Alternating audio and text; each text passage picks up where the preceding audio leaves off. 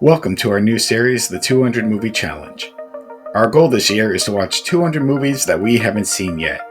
If you want to listen to the full podcast where this clip is from, the link will be in the description. Now enjoy today's movie. Soto and Chad here with another week of the 200 Movie Challenge. We are on episode 22, Soto. 22. I know I say this the same way every week. I'm like, damn it, it's just chugging along. But yes, episode 22. It's kind of nice. When we have an off week and trying to review 8-9 films, you kind of get burned out. So these 4 to 5 film talks are kind of nice, easy to edit, put together. I mean, we get through them regardless. But the shorter episodes are a lot nicer. And Soto, I think we have a first.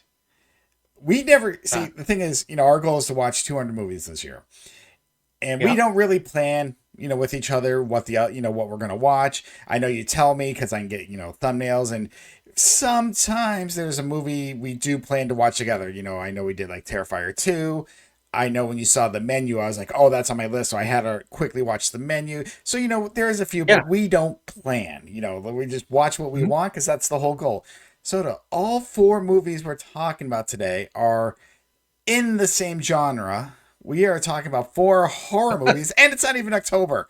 It's July. Now, we're so far. Oh my God. These are different kind of horrors. I know we got, horror comedy, thrillers, and I actually don't know what your first one's really about. We'll get to that in a moment. So yeah, I thought that was kind of a cool little thing. Like, it wasn't planned. Like, I knew the first film I was going to watch this week, and I'm about to get into it. But like I said, even the second one, it wasn't like we planned on horror. It just happened. But you know what? There's nothing wrong with that. It's nothing wrong with having a theme sometimes, so.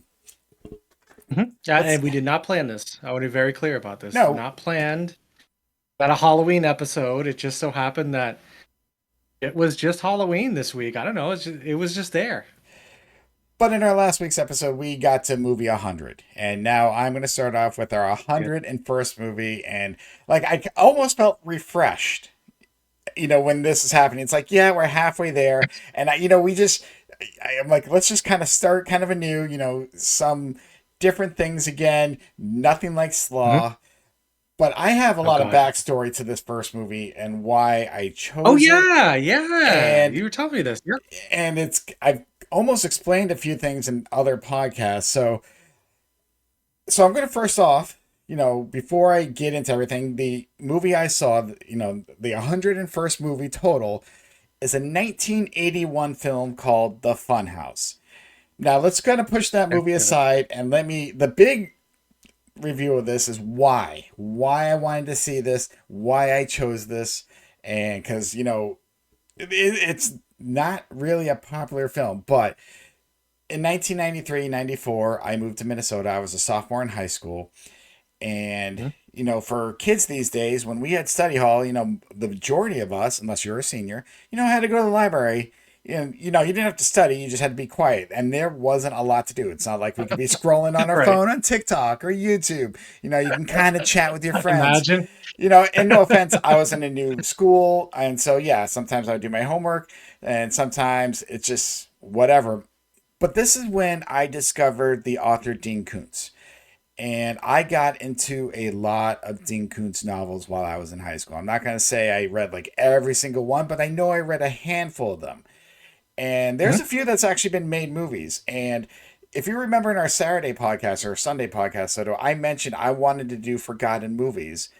There is a 1995 film called Hideaway with Jeff Goldblum, which was, out of all the Dean Koontz ones, was my favorite book I read. But I don't remember much about the movie. I remember going there thinking, not as good as the book, which a lot of, nerd readers like me, think. But I'm like, it was decent. But I can't remember anything. There's also a 1998 film called Phantoms with Ben Affleck. And those who just saw Jay and Silent Bob Strike Back, Jay's like, you're the bomb in Phantoms. And again, I thought, Phantoms was a good book, and I thought the movie was okay, but I can't remember it. Hence why, next year I want to do some of these forgotten movies. Why? But yes, I really got, and Dean Koontz had some other good ones. Odd Thomas, a little bit later, 2013 with Anton Yelkin. But the Funhouse is the very first book I ever read of Dean Koontz. So it was basically the book that got me into him. And Wow. he didn't, what I learned a little bit more of a research, when this book first was released, he didn't release under the Dean Koontz. Now, mind you, I'm going back to 1980. He released it under the pseudonym Owen West. Later, a lot of this, he rebranded, to Dean Koontz as he got bigger. So Mhm. anyhow, what I thought was that this was an original story, and then they made a movie out of it because the book came out in 1980, the movie came out in 81, and the book deals with basically a woman who ran away from home. She falls in love with someone at the carnival who happens to be a Satanist. He basically tricks her, gives birth to the Antichrist, and one day the Antichrist attacks her as a My God. baby.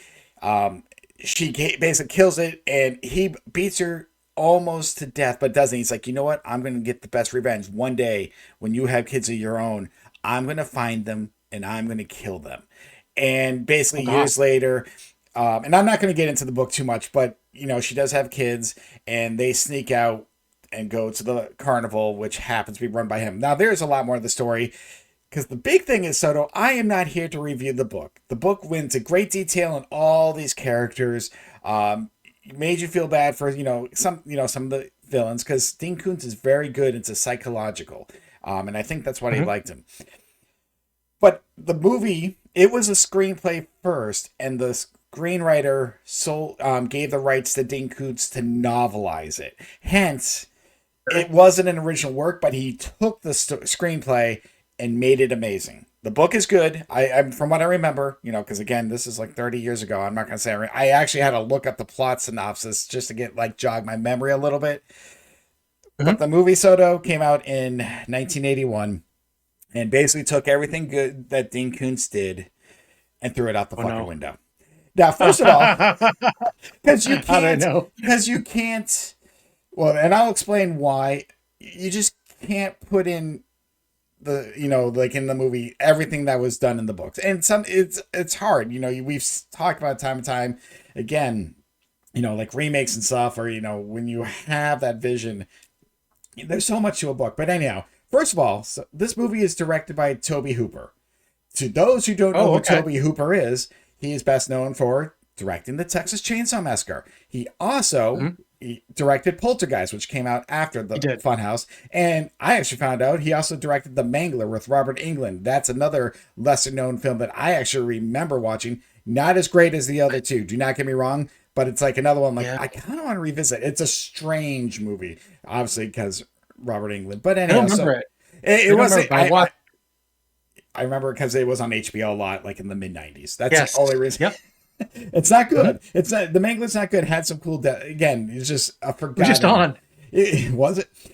But when this movie came out, and again, way back, the thing that was becoming big because we were introduced to Leatherface in 1974, Michael Myers in 78, Jason Voorhees in 1980, the slashers, the iconic villains were becoming Mhm. a thing. And I think that's what killed the Funhouse. You can see a little of the psychological, like he had in Texas Chainsaw, a little bit in this movie.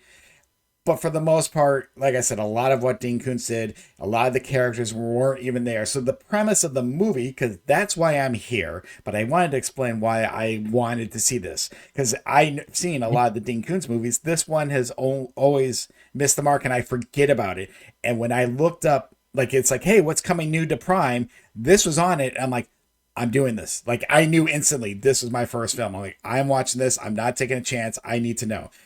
But anyhow, yes, it kind of similar to the fact that two high school couples sneak out. They kind of tell them they're sleeping over, going to the movies, whatnot, and they go to this carnival, which has rumored some bad things happening. The younger brother, like a little 8, 9 year old, also sneaks out of the house. Mind you, 80s, they can easily sneak out of the house. And while what they do is they decide the two couples on the Funhouse ride at the carnival, they're like, hey, let's sneak off the ride and spend the night here. Ooh, be spooky. And they do. They stay up above and obviously start doing what teenagers do when they were alone at night. But they witness a murder. Basically, they witness a Mhm. murder, and the whole premise is them trying to leave. Now, I go back to what the book was about. the say trying to make the Antichrist, the murderer in this, which isn't even the murderer in the book, but basically someone who's very deformed. So I think they were trying to do, like I said, the killers of the time. This wasn't just memorable. Not really even any. There wasn't any blood and guts in this. So even that kind of like I like it's been a while, but like Texas Chainsaw had a couple, but overall it wasn't really that. Was it that bloody? So it's been a long time since I've seen it. I'm honestly asking because not as much as it's made out to be. Correct, because like the sequels I think got not worse. But a couple scenes, so, and that's a style that Toby you don't in Michael, even Halloween and Michael Myers.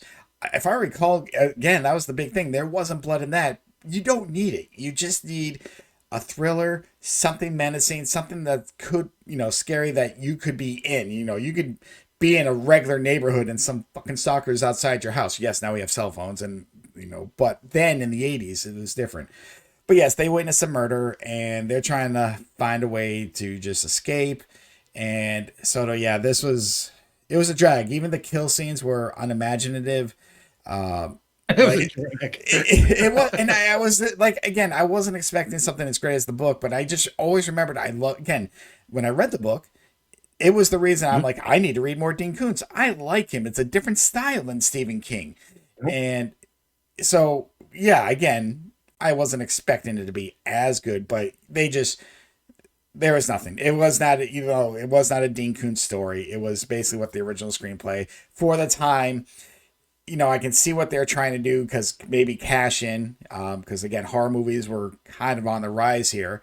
But I've said this a few times. This to me is like, high school, whether guys, girls, you're up late, midnight, you want a scary movie that isn't going to scare you when you fall asleep. And that's what this is, for a little bit, you're going to get like oohs and ahs, but overall as an adult, we've seen so much better. And yes, I was disappointed. And I think they just missed the mark on so much of the story, but that's just the way it was. Has nothing to do with Dean Koontz. So once I learned that, and I learned a lot of this afterwards, I just thought, again, he originally wrote it, and then he just sold it off to someone to make it as a movie. Not that he adapted a screenplay that was already done. So I was like, oh, that's probably why he used to sit in him then. So don't get me wrong. I do want to see Hideaway with Jeff Goldblum and Alicia Silverstone because, again, that was probably one of my favorite books that I read. Saw that movie? Oh, I saw it too. I don't remember it. No, all I can tell you is like the main character dies, he comes back to life, but because again, I kind of want I didn't want to ruin it, but I kind of wanted to like why, and then like as he came back, he brings something demonic, something I don't want to say demonic. It could just be ghost, but there is something more spiritual, evil that came back with him when he came back to life. But again, the book was amazing, and from what I remembered, I was like, oh, they should have done more. I remember the movie. I'm like, hey, it was okay, but yeah, it's not as good as the book.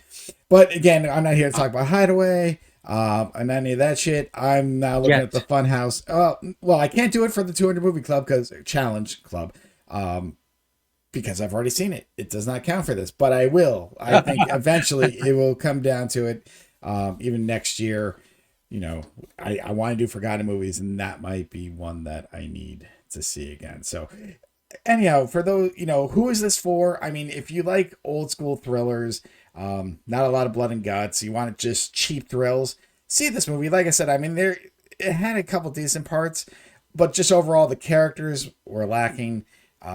The kills were unimaginative, and one was just so goofy. I mean, I'm laughing. It was like the first real kill of the movie, but I was just like, you got to be fucking kidding me. And again, was it long? It wasn't long. So what happened was, it wasn't the first kill, but it was when the group of teenagers were kind of trying to escape. Like somehow, obviously, they're in the funhouse, so things pop up, and rides just happen to go automatically. Ooh, nah. And then for some reason, somehow, this rope comes out, goes around one guy's neck, drags him away, like up in the ceiling. But it's just the way it was done. The special effects are horrible. And I don't want to even say for the time, because we've seen movies at this time have decent effects, horror effects.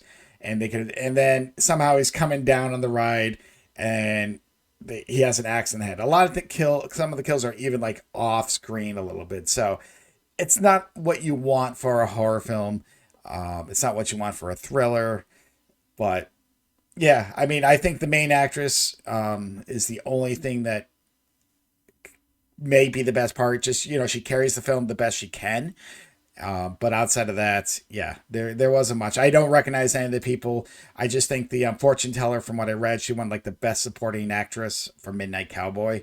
I couldn't even tell you who it is. I don't have it in front of me. But like basically, like none of outside of Toby Hooper, I'm like that. I was when I saw he directed this, like it popped up on the credits. I was like, holy shit, really? And I paused and I'm like, wait, no, this can't be the same guy. Like I was thinking, there's no way Yeah. this is like, was it Hopper who? And I did look up and kind of quick. I'm like, yeah, Texas Chainsaw. I forgot he did Poltergeist, and then I kind of quick look and I'm like, oh, the Mangler. But where? That's the question. Where do I rank this? I have a good idea. I'm interested to see where it lands, but I'm looking at a spot. Fuck, this is tough. This is I can sense that. because, like I said, I'm not. I don't want to say this is the worst thing. And like I said, I always look like there was no, because there was definitely some decent parts. It's just not what you want or what I thought going in. Because even like the opening credits were creepy. They had like those porcelain dolls and stuff over it, just that kind of look. And I'm like, I was really into it. I'm like, so like I said, the even am I there? Am I there? All right. This could change. Of course, always subject to change. Depending on, new information, new feelings. Sorry, I am still here. I am literally just looking because like I'm in a 5-movie spot, and I'm just The best part is we can just edit down the silence. yeah. No, I don't have time for edit. I literally have to go beginning to end. I'm like the way these upload sometimes. Anyhow, okay. You know what? I'm looking at this and I feel like I'm putting it here because I got a little more enjoyment out of that. Now this again could change. So I'm at number 41. I'm actually below okay, that's Dumb right. and Dumber 2. I had it at 40 was my mind. See, how you were just I was like I looked at like that 38, 39 first, yeah, and I'm like, felt right. so 39, right? Mandela effect, and yeah, it wasn't good, but I like the concept and I don't consider that a thriller movie, but the concept drove that movie. It's very intriguing. And as much as Dumb and Dumber 2 was disappointing, I still laughed at some parts. And that's, this is, again, now you're going to hear what I say about the Funhouse. And some parts I was entertained. I was like, okay, because it did grab me in the beginning. And again, I was trying to figure out, and I'm trying not to let nostalgia win me over a little bit as well. But trust me, like I said, there's nothing Dean Koontz had on this. It was just a typical 80s, early 80s, late 70s, early 80s thriller. The kind of the horror movies that came out of that time, except this one just didn't have blood. Yeah, no, I mean, like I said, outside of the main actress and maybe the carnival guy, kind of was interesting, but very few scenes. So it was just, that's the hard part. So I think that's where I'm at right now. I'm going to put the Funhouse at number 41. 41. Okay, gotcha. Yeah, that's kind of where I'm at now. As we know, and what we've done, we've edited this list from time to time, and this could change. But I'm just feeling it there because, again, it's kind of similar to Dumb and Dumber 2, where I did enjoy some parts, but overall, like, I don't need to go see this again. This might just be a good talking point, if I'm talking films about Dean Koontz or something that comes up.